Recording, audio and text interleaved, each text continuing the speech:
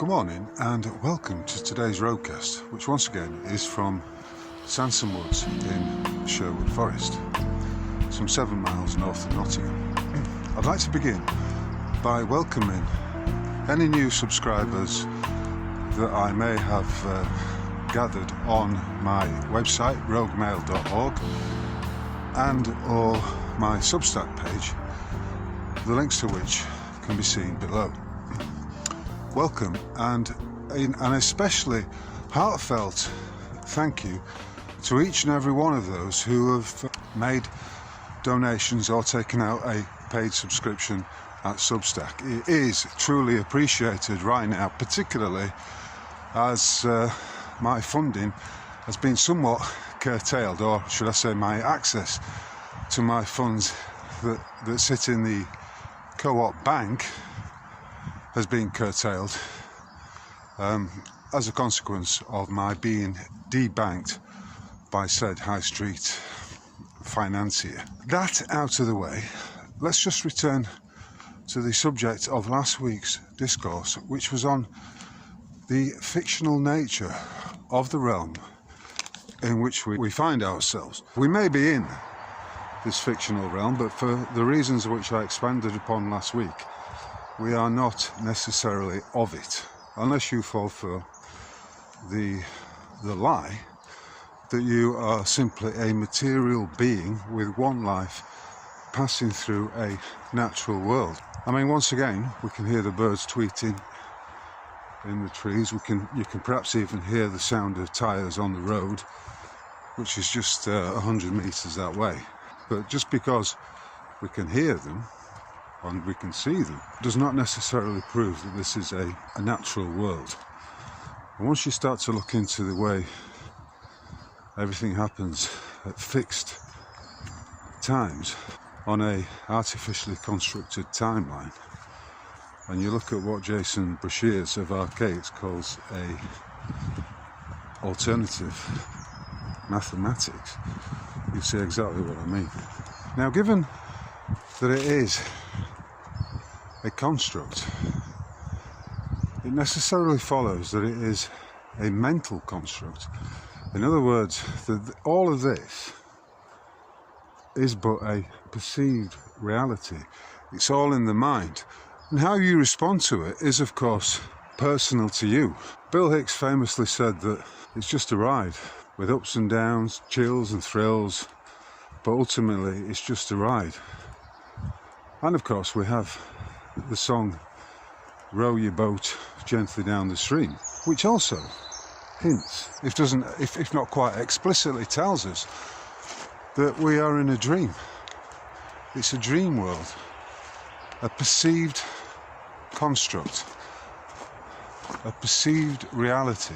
And it follows from that, as a lot of philosophical and or religious, true spiritual teachings will point to that fact, that we are a dream. We are in a dream in which we dream ourselves to be awake, in which we dream ourselves to be passing through a natural world.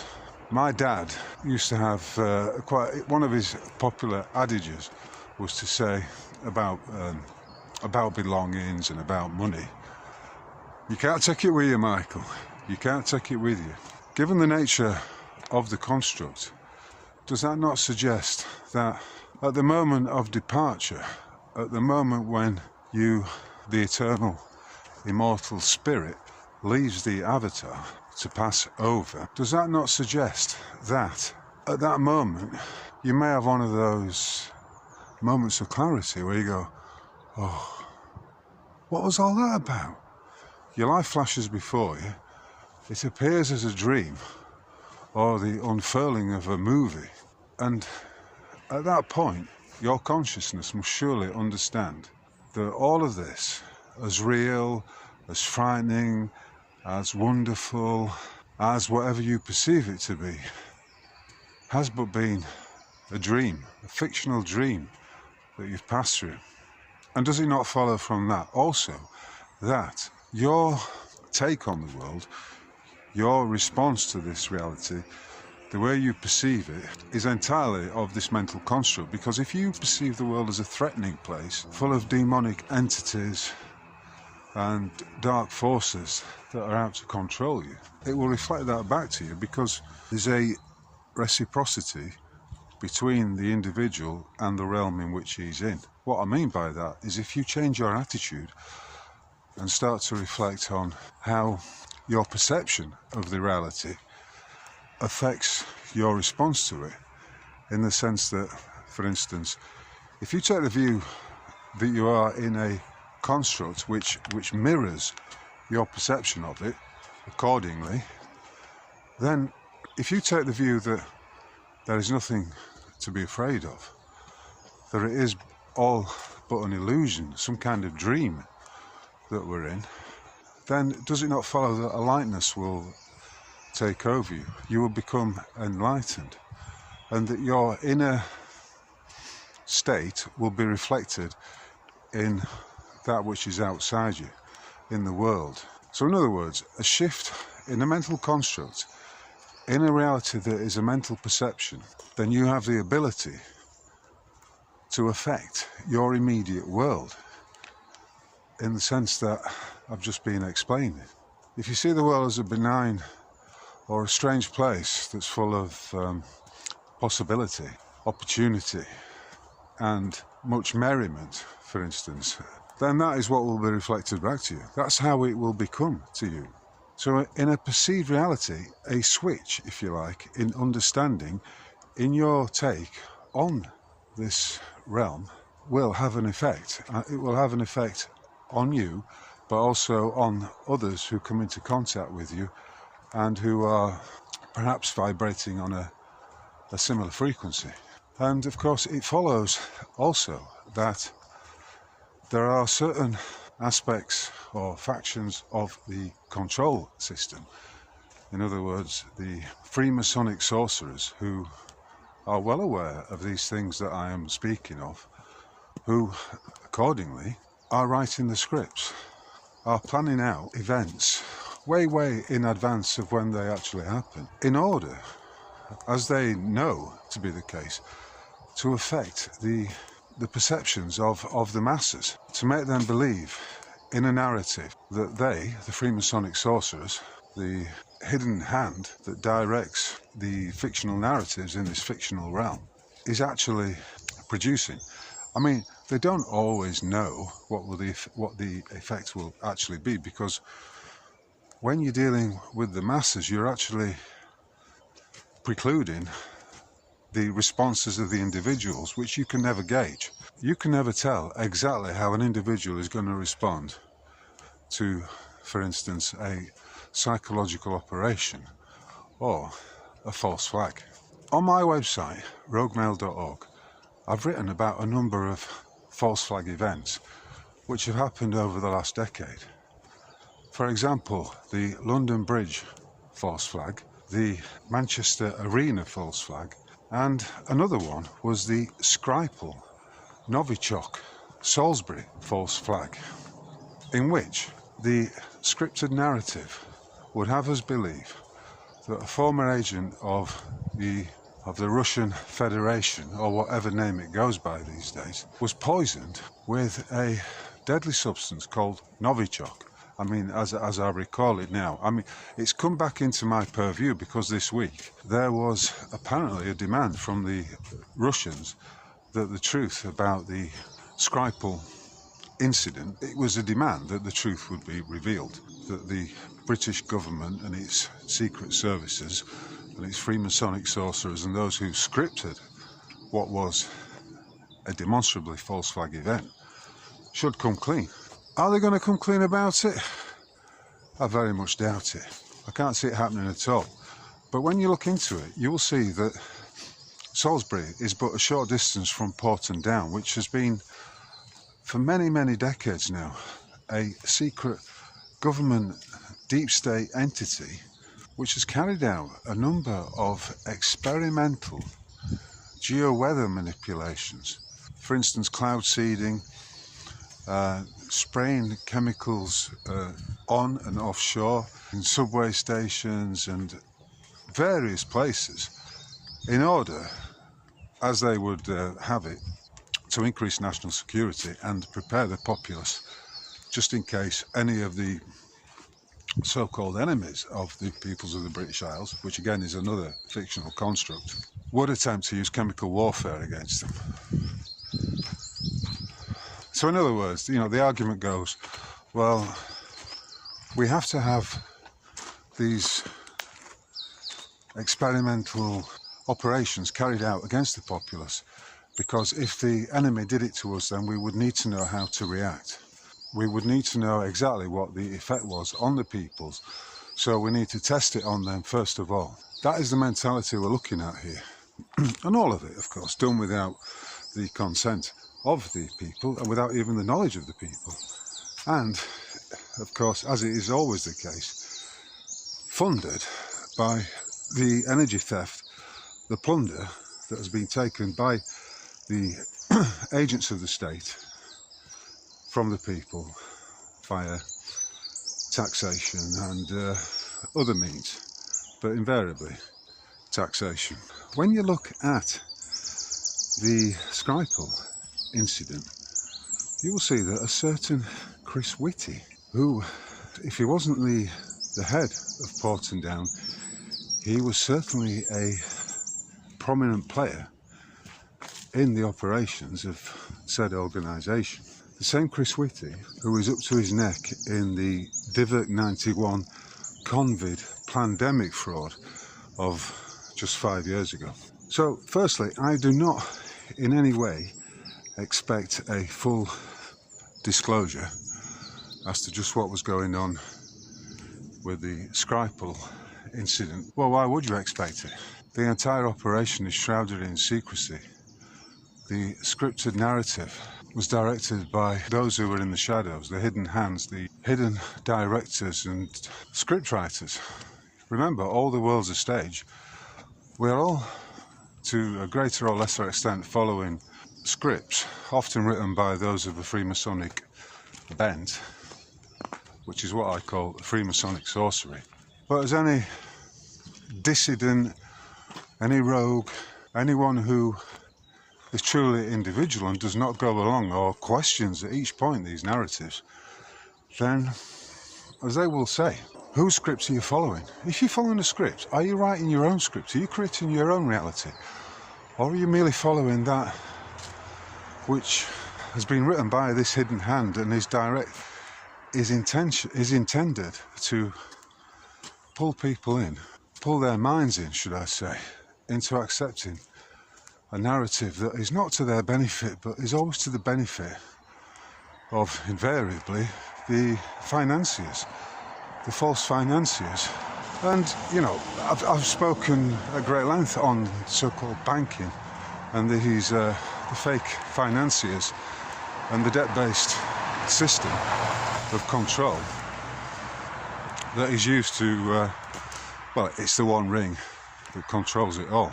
None of these false flags would exist were it not for the financial muscle that exists behind them. In other words, if you're directing a staged event, a false flag event, there are certain expenses which are unavoidable. For instance, you've got to pay the actors, the crisis actors, you've got to pay the media outlets that are going to support the false narrative without question. And you've got to pay for all those who are controlling the social media, all those agents who are working for secret services, etc., etc. They are, in essence, they're not cheap, and of course they don't happen naturally. It is all scripted, and this is my point. If you're following a script, who's written that script, and is it for your benefit? And if it sounds like bullshit or it feels like nonsense to you, why on earth would you go along with it? And it's on this subject of Freemasonic sorcery that I wrote a couple of articles over the last 5-6 weeks or so. And they were entitled Kick a Conspiracy. And essentially both articles were about how one of the great distractions, namely association football, has provable, demonstrable Freemasonic origins. and what the reason is behind those origins, and how the game of football, the great distraction of professional football, is but another example of the bread and circuses operation that has been used for over 1,000 years as a means of controlling the mind, the energies and the thoughts of the masses, the population at large, for reasons that are essentially always to do with the divide and conquer operation that is at the heart of Freemasonry and all state control systems. Originally, the game of football was something of a free-for-all, and a couple of days ago, or 3 days ago, on Shrove Tuesday, we had the annual spectacle of the uppers versus the downers in the town of Ashbourne in Derbyshire. An annual event which goes back centuries and essentially involves two sides. The side you're on is according to which side of a particular brook you were born on. Hence the expression uppers and downers. And I think there are 3 miles between the goalposts. The object is essentially to get the ball from one side and score a goal in the other side's goals. That's football for you. You've got a ball, you've got to put it in the net. But of course, this game that you see in Ashbourne is not anything like that which you see if you go to a professional football match. Far from being a free-for-all, the professional game, or the game of associated football, the rules and regulations of which were drawn up at the Freemasons' Arms in London in 1862 or 1863, are far removed from the origins of the game, which was essentially just a big scrap, with the single intention, with no rules whatsoever, and the single intention being to transport the ball into the opposition's goal. Whether this was simply a dastardly exercise by an incredibly intelligent group of Freemasonic sorcerers, I can't say for sure, but using the old bread and circus model, it was and continues to be a most effective means of diluting, distracting and stealing the energies of those who support or who follow the game. If you go to one of the modern stadia now, you will notice the changes that have occurred, particularly over the last 40 years or so, largely since Hillsborough, which saw the death of 96 Liverpool fans in 1986 during an FA Cup semi-final versus Nottingham Forest. That heralded or brought into play the notion of all-seater stadia. And when you look into that, you'll see that Margaret Thatcher was essentially carrying out the orders of certain vested, no doubt Freemasonic interests, for whom it was highly advantageous in terms of the contracts, the building contracts that they would get, and the opportunity for further control and manipulation of the crowd, of the audience at these games. A football stadium is essentially a theatrical stage. The article I wrote in January points to the terminology as well as the construction of what is the field of play, the pitch. Pitch, of course, is connected to frequency.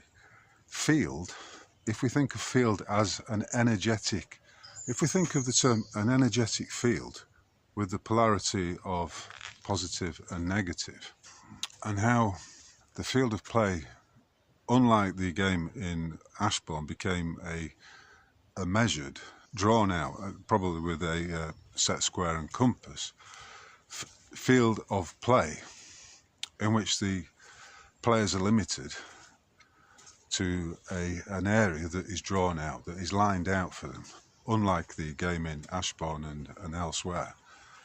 There's one up in the Orkneys as well, which is similarly a free-for-all, but again points to the ancient origins of the game of football. If we see it as an energetic field that is generating energy at the same time, talk about in the stadium, at the same time as it is harnessing that energy, probably in homage or in some sort of ritualistic pattern being offered up to the god of Freemasonry, the fake god of Freemasonry, jar, bal on. Ballon, of course, is French for ball. So the notion of the sphere, with 22 players on a pitch and a Grand Master officiating it along with his two officials. If you think of it in those terms, then it's always largely red versus blue, broadly speaking. Red being the masculine energy, blue being, esoterically speaking, blue being the feminine energy, blue being connected with water and with emotion, red being connected with fire, with that outward masculine energy. And this creating the two polarities in and around on the field of play and in and around the stadium, with the two sets of opposing fans becoming energetically connected to the game, whether it's because they're pissed off that their team is losing or they're in a state of elation because their team is winning. You can see how these energies are being generated and being harvested. And that's on top of all the monetary harvesting that's taking place, whereby the individuals who go to the game will be buying a program that they've paid for their ticket, which is, not cheap these days. Then there's all the merchandising that takes place, the selling of the kits, the selling of various trinkets like scarves, hats, mugs, pens, etc. So it's all one big energy generation and harvesting scheme, scam, or energetic transfer that's taking place. And there are certain benefits from that for the control system, which is why so much credit is pumped into the game of football and why we have such ridiculous levels of credit being assigned to the players for their role in this, because it is all an exercise in distraction. And there are so many connections, for instance, the tribal connection that people have with their team, the sense of it being us against them. This attitude is of huge benefit to the state because it means that the individuals are being distracted from the machinations of the state. For instance, they are being distracted, for example, from events like the Skripal incident, like the Ariana Grande concert at Manchester Arena, and the strange, undoubtedly Freemasonic false flag that took place on London Bridge. You could argue it's genius. They take these broad principles, they apply them to the game of football, which had to become regulated in order for it to be controlled. It couldn't be a free-for-all with no rules. It gets changed into a means of generating untold amounts of wealth for the owners of the clubs. But at the same time, it also has the positive effect for the status of distracting people from what's really going on, from harnessing from creating these fake rivalries to the generation of various emotions, anger, fear, aggression, all of that, which is then controlled because the fans are inside the stadia. When I used to go watch football in the 1970s, it was a bit like being in the Wild West. You never knew quite what was going to go on, whether it was going to kick off, whether the fans were going to have a scrap with each other. And I must admit, as a young lad, I did rather like that. It was exciting. There was a thrill to it. And there was a certain pride, false pride, that came as a consequence of of acknowledging your support for a particular team, for your allegiance to the blue or the red. So it was tapping into, and I don't know whether that is a need in us to have this tribal connection, but it certainly taps into that, and it has the effect of diffusing the energies that could otherwise be spent by awakened or individuals who have that, just think about all the energy that's dissipated through football. If that energy could be rechanneled, redirected in towards something more threatening or more critical of the state apparatus, then we will be looking at a very different construct in which it will be very hard for the controllers of mankind's perceptions to be successful. I mean, it's often been said that the television is perhaps the most successful ever tool for brainwashing people. If you take the TV away, if you pull the plug on it, smash the screen, then the individual is compelled to look within. and perhaps to ponder some of the deeper aspects of this realm in which he finds himself. However, in 2020, a certain event called the pandemic, the COVID operation, or as I like to call it, the Divock 91 PSYOP, was set into play.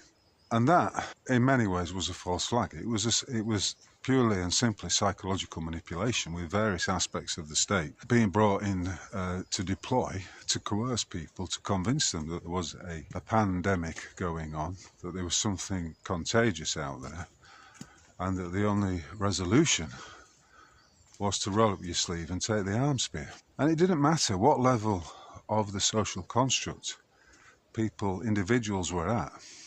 The vast majority bought into it, whether they were academics, whether they were, kitchen workers, whether they were in a factory, running a gym, selling ice creams, whatever.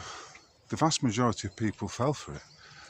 And, of course, the owners, the Freemasonic owners of association football, also fell for it, as did all their highly paid teams of physiotherapists, nutritionalists, health advisors, doctors, management at all levels. They bought into it. They bought into this notion that there really is such a thing as contagion, and that the only way you could fight it was to take the arm spear, to roll up your sleeve and allow a untested, experimental, poisonous serum to be injected directly into your veins.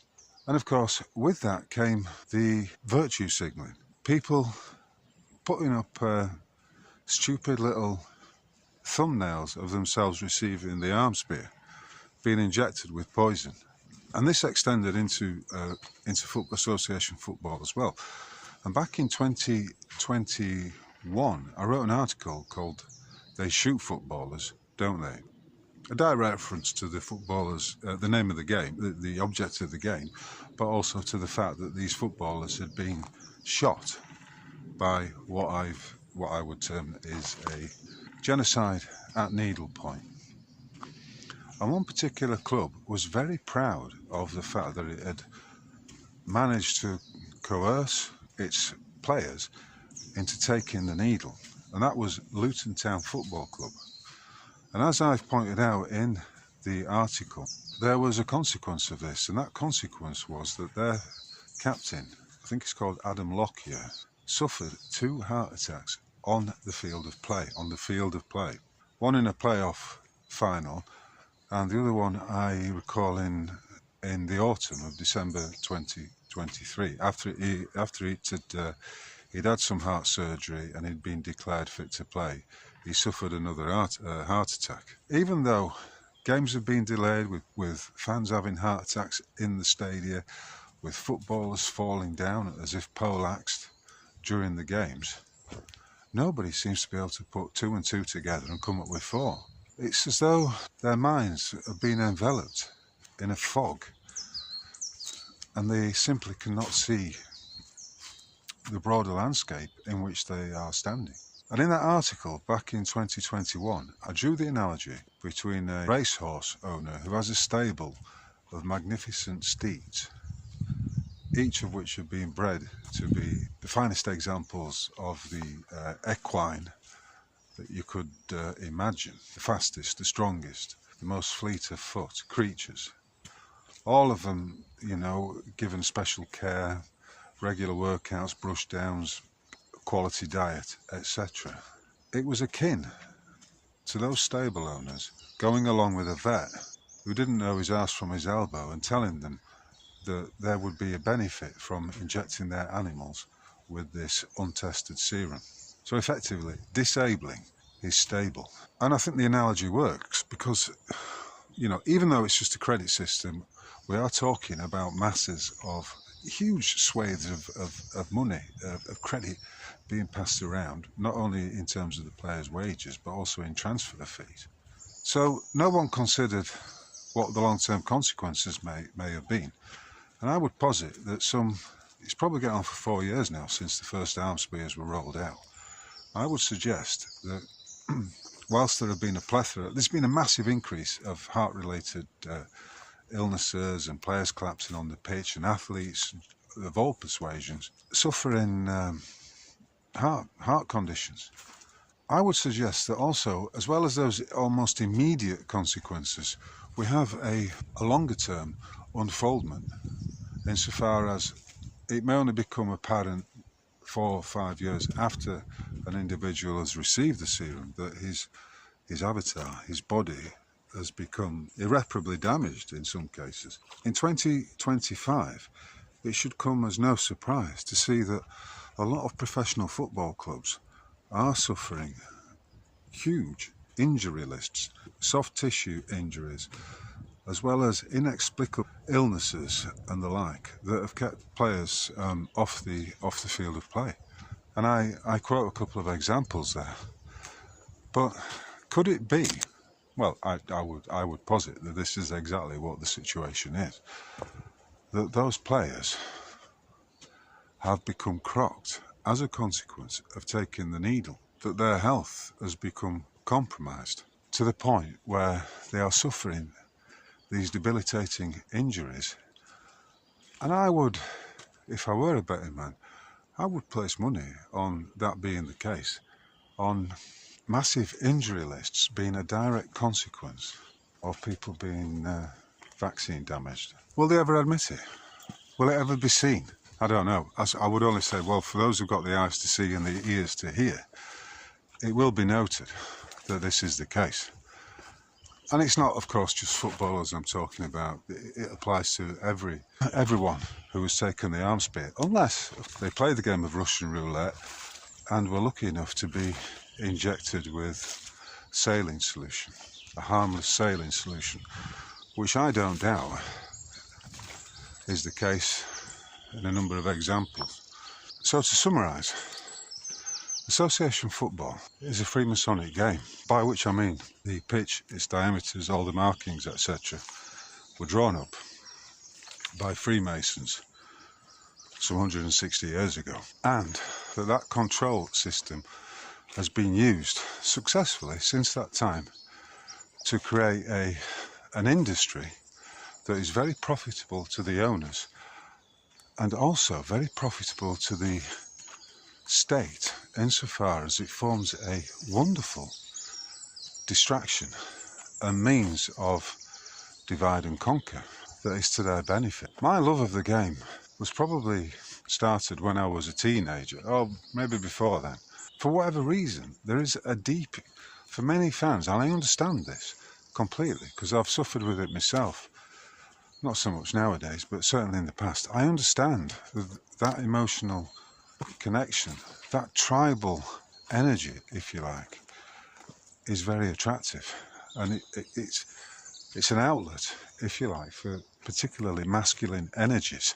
And that, of course, is without mentioning the rise of the televised game, how the goggle box, with all its colouring, can be used to manipulate the mind into a deep hypnotic state. And as I recall, it's something to do with the green. It's why snooker is so popular on television. There's something very relaxing and hypnotic. It's an entrancement, if you like, that comes from watching these sports on the television that has an effect on the viewers, literally an effect on his brainwaves. And when he's in that deeply hypnotised state, it's very easy to sell him products via the advertising. So we can see exactly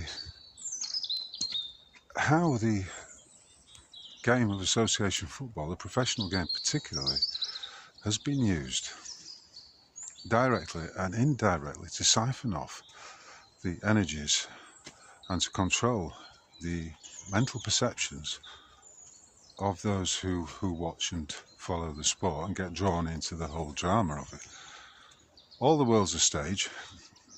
The sports venues, the football grounds, are theatrical venues, and the script is largely dictated by the dimension of the field of play, the rules and regulations, and essentially nowadays, what are you watching?